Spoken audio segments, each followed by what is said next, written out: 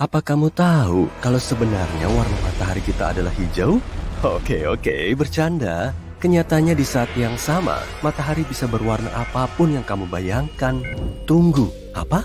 Aku tahu, ini kayak lelucon, tapi aku serius loh. Faktanya, matahari kita benar-benar memiliki semua gelombang spektrum cahaya. Secara bersamaan warnanya merah, hijau, kuning, apa saja. Menurut kamu dari mana asal pelangi? Ketika dipantulkan oleh tetesan air di udara, sinar matahari akan terurai menjadi sejumlah gelombang berwarna yang bisa kita lihat secara terpisah. Dan jika menyatu, yang kita lihat seberkas sinar putih. Mata kita nggak mampu mengindra konsep semua warna di saat yang sama, hingga kombinasinya kelihatan putih di mata kita. Tunggu, katamu, kok putih? Matahari kan kuning. Yep, matahari juga kuning. Tapi tolong jangan tatap matahari cuma untuk memastikan ini. Matahari kelihatan putih jika kita lihat dari Stasiun Antariksa Internasional. Ini warna matahari yang terlihat oleh mata kita. Matahari memperoleh corak kekuningan ketika sinarnya diuraikan di atmosfer bumi. Atmosfer kita nggak membiarkan sinar biru dari spektrum lewat dengan baik. Tapi warna merah? Tentu, kenapa tidak? Omong-omong, itu sebabnya langit tampak biru di mata kita. Atmosfer menguraikan warna biru di semua tempat. Saat matahari terbit dan terbenam, gelombang biru yang pendek dipantulkan, tapi gelombang merah yang panjang mencapai kita dengan sempurna. Karena itu, kita melihat matahari terbenam berwarna pink, oranye, atau merah. Tapi apa yang akan terjadi jika warna matahari berbeda? Untuk menjawab pertanyaan ini, yuk kita ulang dengan cepat yang sudah kita pelajari. 1. Matahari memiliki seluruh spektrum warna. 2. Atmosfer kita seolah bilang, sinar biru gak suka, sinar merah oke lah. Jadi kamu mungkin sudah menebak apa yang akan terjadi jika matahari berwarna katakanlah merah. Seluruh dunia akan tampak seperti saat matahari terbenam. Keren kan?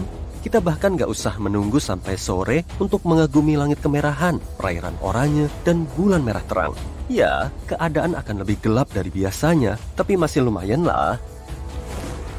Omong-omong, suatu hari nanti matahari benar-benar akan berubah jadi merah loh. Ketika siklus hidupnya berakhir, matahari akan memuai dan berangsur-angsur berubah jadi raksasa merah sebelum akhirnya padam. Tapi ini akan buruk bagi kita. Jadi, semoga kita nggak melihat momen itu. Aku jelas nggak mau melihatnya. Aku masih ingin bersenang-senang. Nah, apa jadinya jika warna matahari hijau? Sebenarnya matahari memang hijau. Mungkin kamu akan bilang, tunggu, kamu bercanda? Bukannya barusan kamu bilang warnanya putih?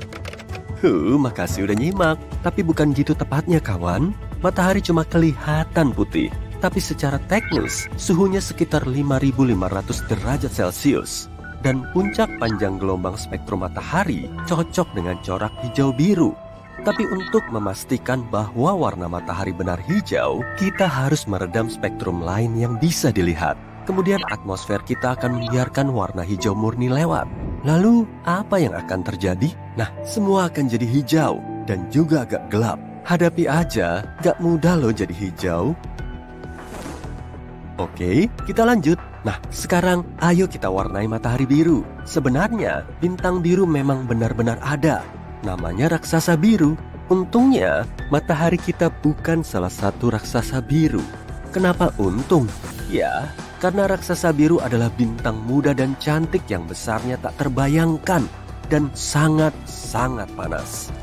Nah, logika bahwa merah itu panas, biru itu dingin, gak berlaku bagi bintang. Bintang-bintang terpanas berwarna putih dan biru, dan yang terdingin berwarna kuning serta merah. Ya, matahari kita sebenarnya sangat dingin dibanding bintang-bintang lain. Nah, coba ukur suhu rata-rata di kotamu dan kalikan ratusan ribu. Ya, kita memang sedang berjuang menghadapi pemanasan global. Tapi kebakaran global? Tidak. Makasih raksasa biru. Tapi yuk kita bayangin matahari berubah jadi biru. Dunia akan kelihatan kayak apa ya? Yang mengejutkan, gak akan ada yang berubah. Ingat, aku tadi bilang kalau atmosfer menguraikan sinar biru? Itu sebabnya, dalam hal ini, semua akan tetap hampir sama. Mungkin langit akan lebih biru, tapi kita gak akan melihat banyak perbedaan. Dan terakhir, opsi tergelap. Apa jadinya jika bintang kita berubah hitam? Sediakan banyak lampu dan lilin, karena nggak akan ada sinar. Orang-orang akan memakai listrik di seluruh dunia siang malam tanpa henti. Kita juga nggak bisa lagi melihat bulan. Bagaimanapun, kita semua bisa melihat bulan karena sinar matahari yang dipantulkan olehnya. Nah, yang bisa menerangi malam kita cuma bintang-bintang. Tapi itu nggak banyak membantu. Syukurlah skenario ini nggak realistis dan bintang hitam itu nggak ada. Betul kan? Iya, bintang hitam nggak ada. Akan tetapi, suatu hari nanti pada akhirnya, matahari kita akan menjadi hitam sepenuhnya. Dan yang kumaksud bukan lubang hitam, tapi katai hitam. Mungkin kamu sudah mendengar tentang katai putih atau 7 manusia katai. Ketika sebuah bintang semacam matahari kita mendekati akhir hidupnya, ia akan memuai dan berubah jadi raksasa merah. Lalu, berangsur-angsur kehilangan lapisan atasnya dan berubah jadi katai putih. Karena nggak lagi memproduksi bahan bakar, perlahan bintang ini menjadi dingin. Yang tersisa tinggal inti kecil, menjalani sisa hidupnya dan menyala terang. Dan saat bintang itu menjadi benar-benar dingin, betul, ia berubah jadi katai hitam. Tapi mungkin kamu belum pernah mendengarnya. Kenapa? Karena mengejutkannya, bintang hitam itu nggak ada. Enggak, aku nggak bohong. Masalahnya, bintang butuh sekitar 1 kuadriliun tahun untuk berubah jadi katai hitam. Dan alam semesta kita masih bayi, umurnya baru sekitar 14 miliar tahun. Jadi, belum ada bintang yang mencapai tahap ini. Bintang yang paling kuno sekalipun masih memancarkan sedikit cahaya. Karena itu, bintang hitam baru teori. Dan kita juga mungkin gak akan melihat bintang semacam itu. Tapi, apa kamu pernah dengar kalimat terkenal yang berbunyi, bintang-bintang yang kita lihat di malam itu sudah jadi hantu karena sinarnya baru sampai ke kita sekarang? Itu hanya mitos. Semua bintang itu masih hidup kok. Yeay! Kenapa aku jelasin ini semua? Yuk kita bayangin matahari berubah jadi katai hitam. Seluruh tata surya akan langsung tenggelam dalam kegelapan mutlak. Suhu udara juga akan luar biasa dingin. Bulan akan meninggalkan orbitnya dan menabrak bumi. Tunggu, jangan. Yuk kita lewati momen ini dan berasumsi kalau kita masih hidup. Untungnya kita nggak langsung membeku seperti yang mungkin kamu perkirakan. Inti bumi memiliki suhu sendiri, lebih dari 5.000 derajat Celcius. Tapi suhu di permukaan planet kita akan langsung turun menjadi 0 derajat Celcius. Inti bumi berangsur-angsur akan menjadi dingin. Tiap 2 bulan, suhunya akan turun 2 kali. Hanya dalam 2 bulan, suhu permukaan bumi akan menjadi minus 123 derajat Celcius. Dan dalam setahun, akan mencapai minus 270 derajat Celcius. Kebanyakan tumbuhan akan lenyap dengan sangat cepat. Bukan karena hawa dingin, tapi karena tidak adanya fotosintesis. Yang lain masih akan hidup agak lebih lama, berkat oksigen yang masih tersisa di atmosfer. Dan yang cukup aneh, pepohonan masih akan bertahan untuk waktu yang sangat lama. Metabolisme pepohonan berjalan lambat dan memperoleh gula dari tanah. Lapisan atas lautan akan sangat cepat membeku. Beruntung kerak es tebal ini akan mengisolir perairan dalam. Hingga untuk sementara, seluruh laut belum akan membeku. Makhluk-makhluk laut akan bertahan dengan sangat bagus. Makhluk-makhluk ini sudah ada lama sebelum kita. Dan sudah terbiasa dengan perubahan suhu luar biasa, kurangnya oksigen dan makanan, tekanan sangat besar, serta berbagai kesulitan lain dari kehidupan laut dalam. Lalu gimana dengan manusia? Pertama-tama, kita mulai jatuh sakit. Tanpa vitamin D, manusia akan mengalami banyak masalah kesehatan yang berbeda. Tubuh kita juga butuh sinar matahari untuk memproduksi melatonin.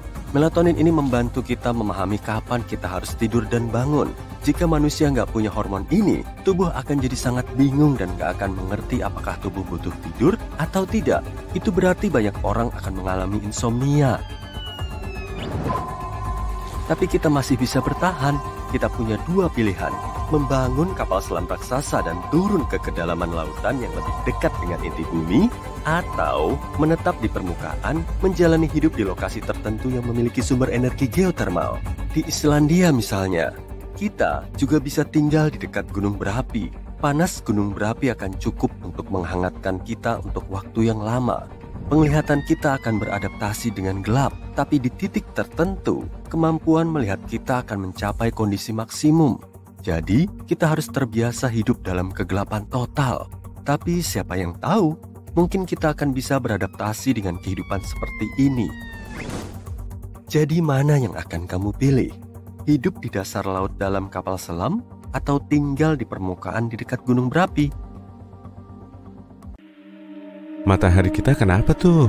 Ada yang bilang mataharinya lagi ngamuk, tapi maksudnya apa ya? Emangnya kita perlu takut? Iya, kali ini kita perlu takut. Cahaya matahari yang terlalu banyak kurang bagus bagi kita. Sinar ultravioletnya berbahaya untuk kulit. Makanya, manusia telah mengadaptasikan spektrum pigmentasi kulit. Semakin banyak cahaya matahari yang ditangkal, semakin banyak juga pigmentasi yang kita perlukan. Topi lebar dan tabir surya ber-SPF tinggi, bebas minyak juga bisa ngebantu, terutama bagi orang berkulit cerah. Lalu gimana ya bumi kita bakal mengantisipasinya? Nah, terlebih dulu kita perlu bikin estimasi yang pas mengenai matahari yang ngamuk ini.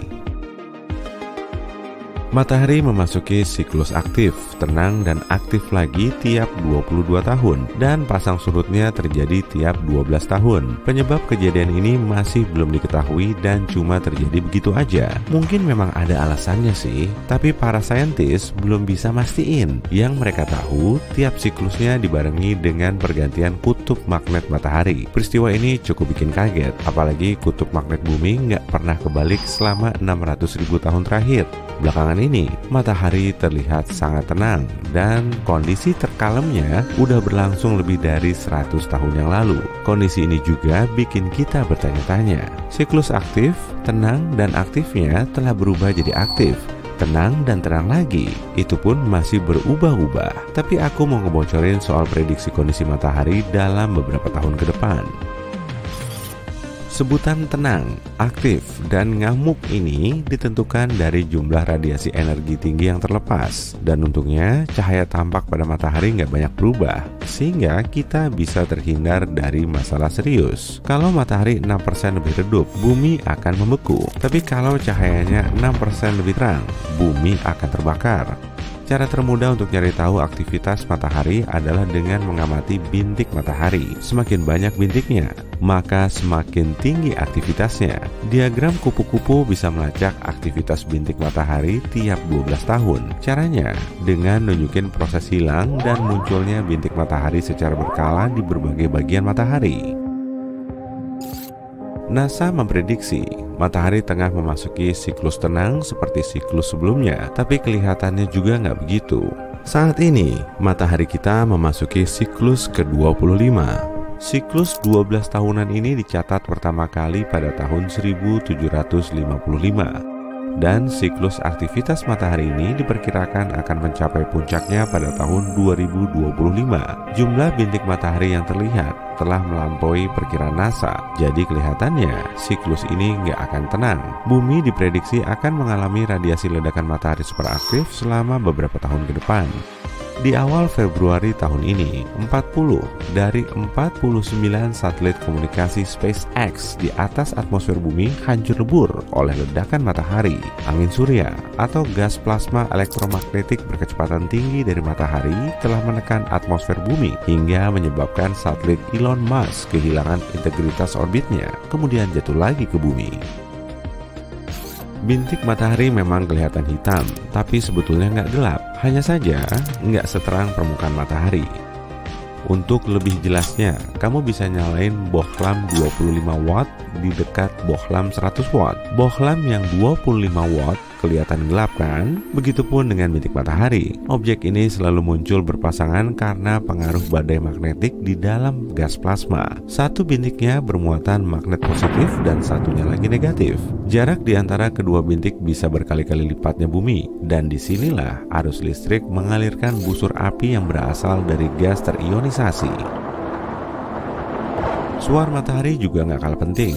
Ledakan elektromagnetik kuat ini punya keterkaitan dengan bintik matahari. Saat gas plasma matahari yang super panas itu terus berpilin, garis medan magnet pada bintik matahari juga ikut berpilin. Lalu, setelah garis ini patah, ledakan kuat akan melepaskan radiasi sinar X dan sinar gamma dalam kecepatan cahaya. Gas kasat mata juga ikut terlepas. Suar matahari punya sistem klasifikasi berdasarkan kekuatannya. Yang paling berbahaya adalah suar matahari kelas X. Jenis suar ini bisa mematikan radio di seluruh dunia, serta membahayakan satelit, para astronot, dan penumpang pesawat di ketinggian. Suar matahari kelas M menghasilkan aurora cantik di kedua kutub bumi. Sedangkan suar matahari kelas C nggak menimbulkan efek berarti, tapi suar matahari nggak termasuk ledakan paling besar di permukaan matahari. CME, singkatan dari Coronal Mass Ejection atau lontaran massa corona, jauh lebih masif dan lebih berbahaya kalau sampai mengarah ke bumi. Jadi singkatnya, lontaran massa corona adalah ledakan yang berasal dari korona matahari. Ledakan ini melepaskan jutaan ton gas terionisasi panas dari korona. Kata korona sendiri berasal dari bahasa Latin yang berarti mahkota. Bagian ini berupa lapisan tipis gas terang di sekitar permukaan matahari. Korona matahari jauh lebih panas dari permukaannya. Suhu permukaan matahari berada di kisaran 5.550 derajat Celcius, sedangkan suhu koronanya sekitar 555.500 sampai 1.111.000 derajat Celcius. Kok suhu korona matahari jauh lebih panas ya? Memangnya proses apa aja yang berlangsung di situ? Para saintis masih perlu mendalaminya. Teori terbaru menyatakan panas corona disebabkan oleh gelombang bunyi dan reaksi nuklir matahari bisa menghasilkan banyak bunyi. Proyek GONG, singkatan dari Global Oscillation Networking Group alias Grup Jaringan Osilasi Global, didirikan untuk mengamati gelombang bunyi di matahari. Rupanya matahari kita bisa ngeluarin bunyi atau berosilasi mirip lonceng. Makanya para saintis mendirikan 5 tempat observasi di seluruh dunia yang berlokasi di India, Australia, Kepulauan Canary, Chili, dan Amerika Serikat. Di tempat-tempat ini mereka mengamati lebih dari 10 juta gelombang bunyi yang bergerak di permukaan matahari dan sekitarnya. Karena saat ini matahari berada dalam fase aktif, kita bisa ngelihat lontaran massa corona yang lebih kuat ke arah bumi. Gas yang dilepaskan matahari kemudian terionisasi, sedangkan elektronnya terlepas oleh panas. Akibatnya, bisa terjadi badai proton di ruang angkasa yang bergerak secepat 804,67 km per detik. Inti atom bermuatan positif ini kemungkinan besar akan dihambat atau dibelokkan oleh medan magnet di sekitar bumi. Atmosfer kita nggak bisa menangkal badai proton, meski 1,6 km udara di atas bumi bisa menghentikan sinar X dari suar matahari. Angin partikel cuma bisa dihentikan oleh magnetosfer bumi. Aurora cantik di sekitar kedua kutub magnet bumi bisa aja muncul. Bahkan kemungkinan besar akan meluas sampai ke garis lintang tengah saat bumi melintasi pelepasan massa corona.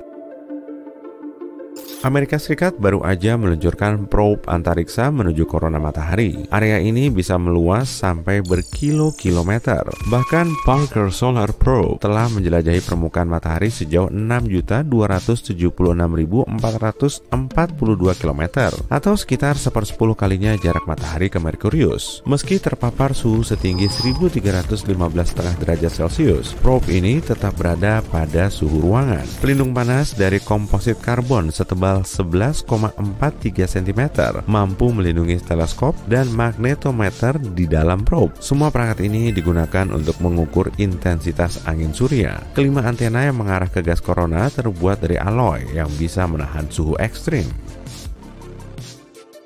Siklus tenang matahari yang berlangsung 2 kali sekaligus kayak gini bikin kita jadi was-was. Bintik matahari sama sekali nggak terlihat di permukaannya dalam waktu lama. Seakan-akan distorsi magnetik yang biasanya kita lihat di fotosfer telah runtuh di bagian dalam. Magnetisme kuat sedang naik ke permukaan dan menembus korona. Pusat Nasional Riset Atmosfer di Boulder, Colorado, Amerika Serikat memprediksi siklus matahari ke-25 ini akan jadi salah satu siklus terkuat. Siklus matahari sebelumnya sangat tenang dan cuma ada 116 bintik matahari yang terlihat. Padahal rata-ratanya berada di angka 170. Menurut prediksi, pada siklus matahari ke-25 akan ada 210 sampai 260 bintik matahari. Makanya siklus ini akan jadi salah satu siklus terkuat sepanjang masa. Kita akan kehilangan lebih banyak satelit karena angin surya bertiup lebih kencang. Selain itu, jaringan listrik kita akan mengalami kelebihan daya saat puncak badai proton pada tahun 2025. Artinya, akan terjadi gangguan layanan internet ketika proton bermuatan positif melewati kabel dan trafo hingga mengalirkan daya berlebih. Tanggal 12 Maret 1989 silam, pelepasan masa corona kuat melanda planet kita dan mengacaukan jaringan listrik. Jangan-jangan hal kayak gini bakal terjadi lagi dalam waktu dekat? Semoga aja enggak, tapi kita perlu waspada. Apa mungkin sebuah planet punya nggak cuma satu atau dua, melainkan banyak matahari? Yuk kita bayangkan apa yang akan terjadi pada kita kalau matahari tiba-tiba memutuskan untuk pecah jadi beberapa bintang kecil. Dalam pencarian planet mirip bumi di seluruh alam semesta, para ilmuwan telah menemukan bahwa sistem dengan 2 atau bahkan 3 bintang sebenarnya tidak terlalu langka. Bahkan banyak yang punya planet di zona layak huninya. Hampir setengah dari planet-planet ini bisa menampung kehidupan. Pengen banget rasanya lihat matahari terbenam di sana. Para ilmuwan bahkan mengatakan matahari kita tidak selalu kesepian dan bisa saja punya bintang pendamping yang disebut Nemesis. Mereka memperhatikan bahwa kepunahan massal di bumi terjadi setiap 27 juta tahun. Ini seperti sebuah siklus. Jadi, mereka beralih ke bintang-bintang untuk mencari tahu apa alasannya. Kemudian mereka berasumsi bahwa penyebabnya adalah bintang yang meninggalkan matahari kita sejak lama, tapi masih memengaruhi kita. Nemesis bisa ditemukan sekitar 1,5 tahun cahaya dari kita. Kedengarannya mungkin dekat ya, tapi itu hampir 24 triliun kilometer loh.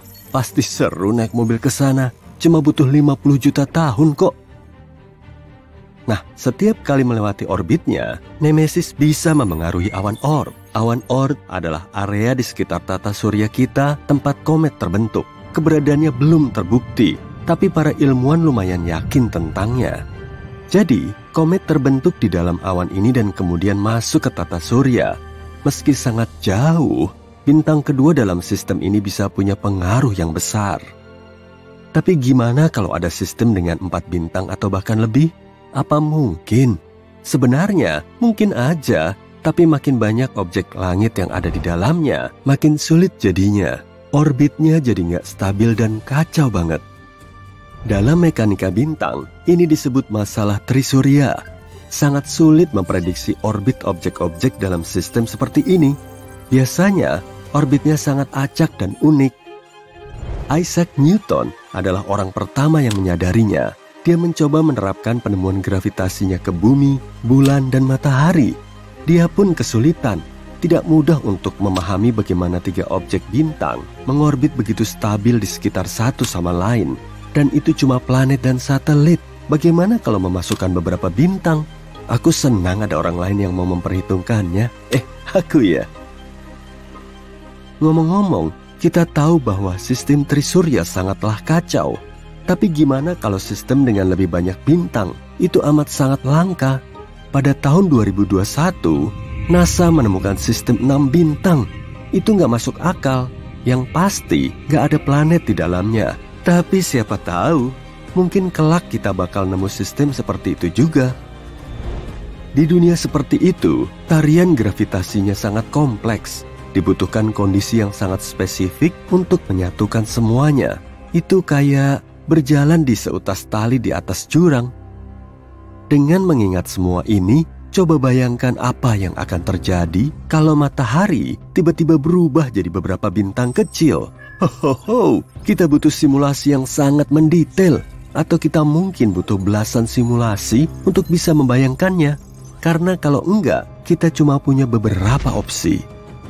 Opsi pertama, kita membagi matahari menjadi 5-10 matahari kecil.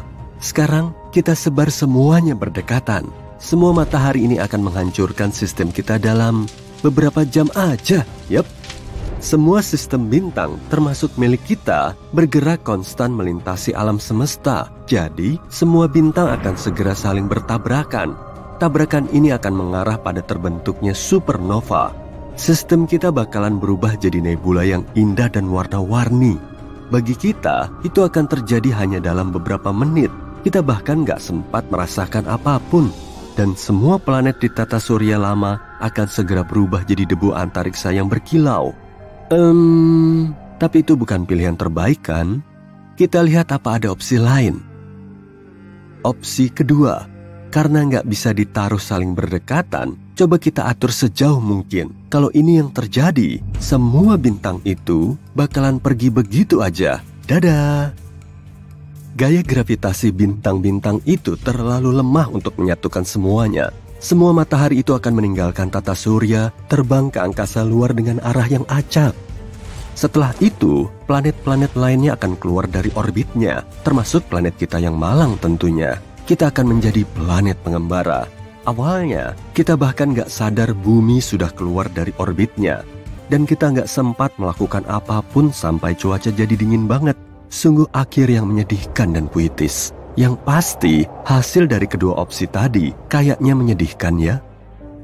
Oh, oke, kita masih punya opsi terakhir. Masalah utama kita adalah kita membuat tiap bintang kecil ini punya massa yang sama. Tapi lihat saja semua sistem multibintang yang telah kita temukan ini. Kita bisa lihat bahwa tak satu pun kelihatan seperti sekelompok bola bercahaya. Sebaliknya, ada beberapa bintang besar di sana, dan sisanya yang kecil mengorbit di sekitarnya. Jadi, gimana kalau 2 bintang besar dan 2 bintang kecil? Bakalan gimana bumi nantinya? Orbitnya akan menjadi sangat tidak stabil. Kita bakal terguncang-guncang. Pasti nggak nyaman banget. Kita tahu bakalan gimana hasilnya. Karena mungkin ini terdengar gila, ini pernah terjadi satu kali. Yap, sekitar 70.000 tahun lalu, sebuah bintang tunggal mengunjungi tata surya kita. Itu adalah Katai Merah bernama Scholz. Katai Merah adalah bintang yang sangat kecil dan dingin. Tapi, kalau menurutmu 7.700 derajat Celcius itu termasuk dingin sih. Tapi, Katai Merah ini dianggap sebagai jenis bintang terlemah dan terdingin. Jadi, mungkin gak terlihat begitu besar dan terang di langit. Pada saat itu, nenek moyang kita, Homo sapiens, sudah ada menjalani kehidupan mereka. Dan coba bayangkan, mereka melihat ada bintang lain di langit yang mendekati matahari. Penasaran gimana pemandangannya waktu itu? Kemudian, Scholz melewati matahari dan terbang ke suatu tempat yang lebih jauh untuk menjelajahi angkasa luar. Kamu pasti mengira akan ada banyak bencana kan? Kalau beneran terjadi, kamu nggak bakal bisa nonton video ini sekarang. Tapi dari cerita ini, kita bisa lihat apa yang terjadi pada bumi selama peristiwa bintang seperti itu. Pada saat itu, sejumlah besar aktivitas vulkanis terjadi di planet kita. Juga ada hujan meteor yang hampir memusnahkan kita. Nenek moyang kita pasti pernah mengalaminya. Hal serupa akan terjadi di planet hipotesis kita yang punya 4 matahari. Tapi dalam skala yang jauh lebih besar, aktivitas gunung berapi yang konstan, gempa bumi, tsunami. Selain itu, panjang hari akan berubah, sama seperti panjang semua musim dan 1 tahun secara keseluruhan. Semua nggak akan stabil lagi karena perubahan gravitasi yang teratur. Dengan kata lain, kamu nggak akan tahu kapan musim dingin tahunan atau musim panas yang terik akan datang. Dan saat kita tepat berada di tengah-tengah 2 bintang, malam nggak akan ada. Kedua bintang itu akan menerangi kedua bagian planet kita, dan kita harus tidur di bawah sinar matahari yang cerah. Dan kalau menurutmu ini sudah buruk, ingat, kita juga akan diserang oleh lebih banyak sinar ultraviolet dan angin surya karena 4 matahari kita.